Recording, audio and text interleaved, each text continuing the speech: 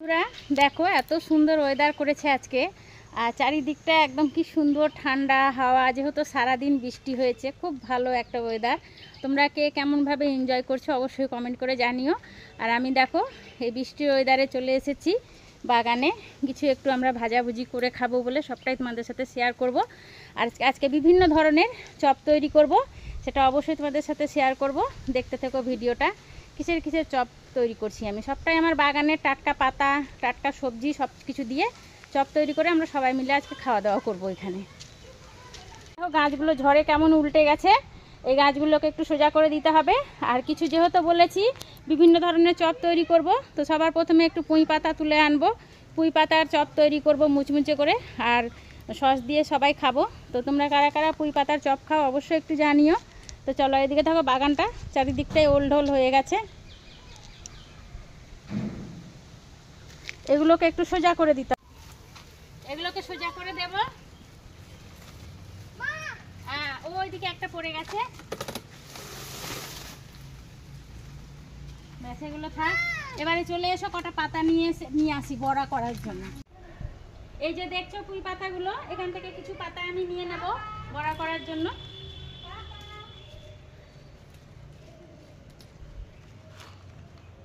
এগুলো বড় হলে পরে একটা রেসিপি তৈরি করে অবশ্যই তোমাদের সাথে শেয়ার করব। কি সুন্দর হয়েছে দেখো, খেতে খুব ভালো লাগবে। আর সবসময় চেষ্টা করি আমার বাগানের ছোট্ট একটা বাগানে টাটকা টাটকা সবজি রেসিপি করে তোমাদের সাথে শেয়ার করার।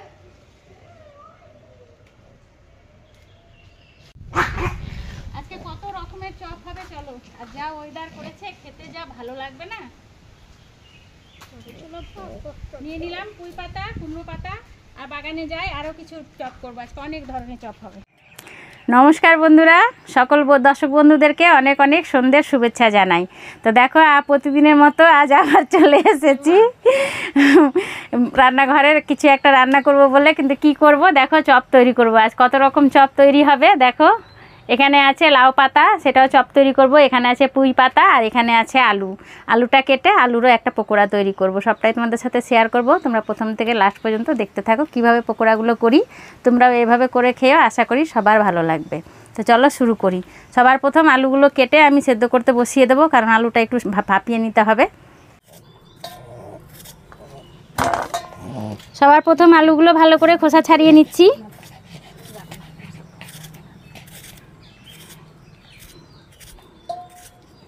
আজকে বাড়ির সবাই চলে এসেছে, যেহেতু ঠান্ডা ঠান্ডা ওয়েদার রয়েছে।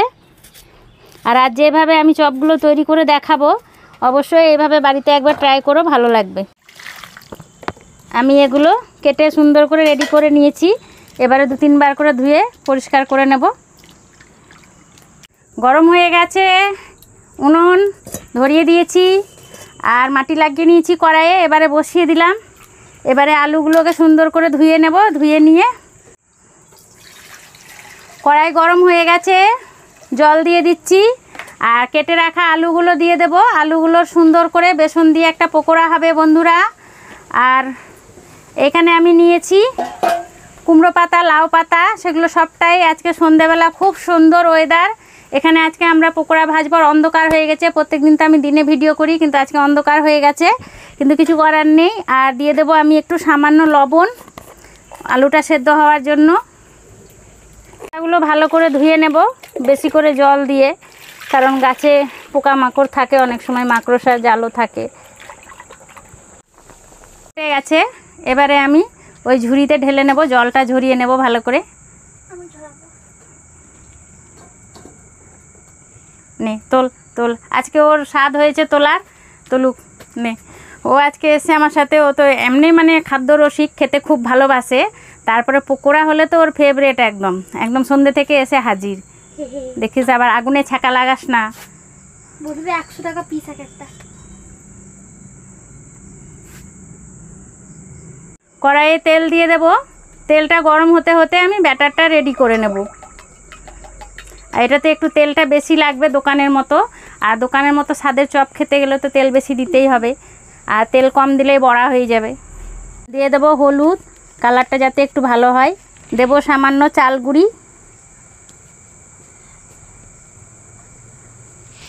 দেব একটু কালো জিরে, স্বাদ মতো দেব লবণ, অল্প পরিমাণে দেব খাবার সোডা, বেশি দেব না, মুচমুচে হওয়ার জন্য। এবারে ব্যাটারটা আমি গুলে নেব জল দিয়ে।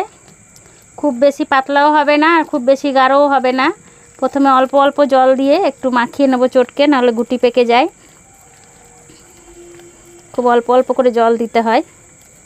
ফেটানোটাই হলো মেন, খুব ভালো করে ফেটাতে হবে, তাহলে দোকানের মতো চপ হবে। আমরা অনেক সময় ভাবি দোকানের মতো হয় না কেন, তার জন্য আমরা ব্যাটারটা ভালো তৈরি করতে পারি না। এটাতে যদি একটু পেঁয়াজ রসুন বাটা দেওয়া হতো, দারুণ একদম মুখ ছেড়ে যেত। কাঁচা লঙ্কা, 2 কোয়া রসুন, একটু পেঁয়াজ, কিন্তু আমি দিলাম না, নিরামিষই করলাম। সবার প্রথম পুঁই পাতার পকোড়াটা করব আমি।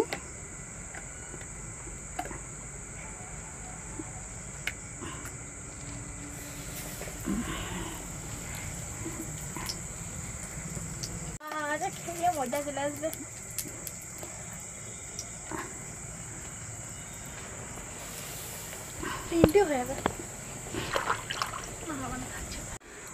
এগুলো দেখ, একটা এটা প্রথমে দিয়েছি পুঁই পাতাটা, এটা হয়ে গেছে, এটা বার করে নেব।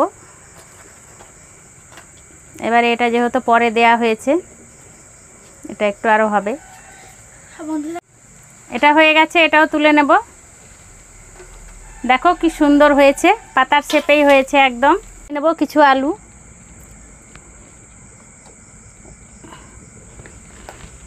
একে একে এবারে ছেড়ে দেব আমি আলুগুলো।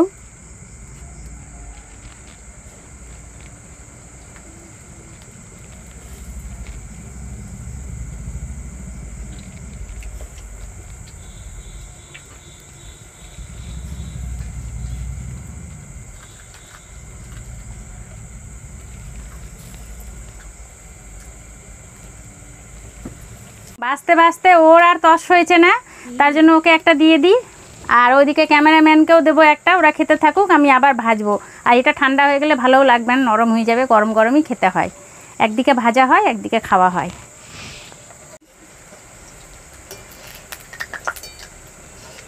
এটা একটু সময় লাগবে, না হলে ভেতরে আলুটা সেদ্ধ হবে না। এগুলো হয়ে গেছে, এবারে তুলে নেব। দেখো বন্ধুরা কি সুন্দর হয়েছে, মনে হচ্ছে যেন কিসের এটা পকোড়া কে জানে, মনে হচ্ছে না যে ভেতরে আলু আছে। এরকম করে তোমরা অবশ্যই বানিয়ে একবার খেও, দোকানের চপ পেঁয়াজি যাই থাকবে সব ভুলে যাবে। এত সুন্দর স্বাদ হয় না খেতে। এখানে ঢালি, একটু ভেঙে দেখাতে হবে 2 হাতে। সেদ্ধ হয় না আলুটা, ব্যাস আবার কি।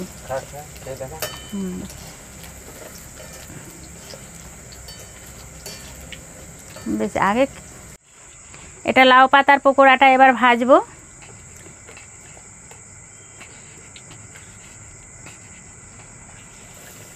একটু এইভাবে ভাঁজ করে নিতে হবে, একদম বেগুনির মতোই, শুধু বেগুন থাকে, এটা পাতা, কিন্তু খেতে খুব ভালো হয়, টেস্টি হয়। আর সঙ্গে যেহেতু জায়গা রয়েছে, পুঁই পাতাটাও দিয়ে দেব।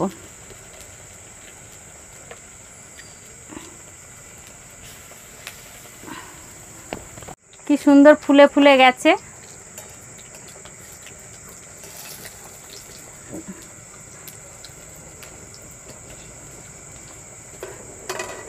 এখনো অনেকগুলোই পাতা রয়েছে, আলুও রয়েছে।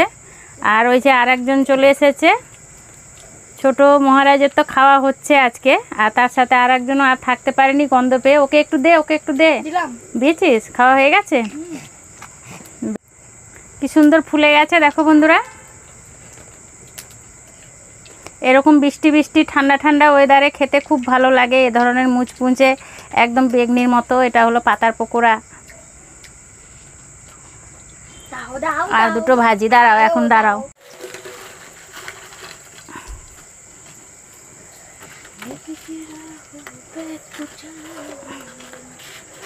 এবারে একটু উপর থেকে বিট নুন আর গোলমরিচ গুঁড়ো ছড়িয়ে দেব।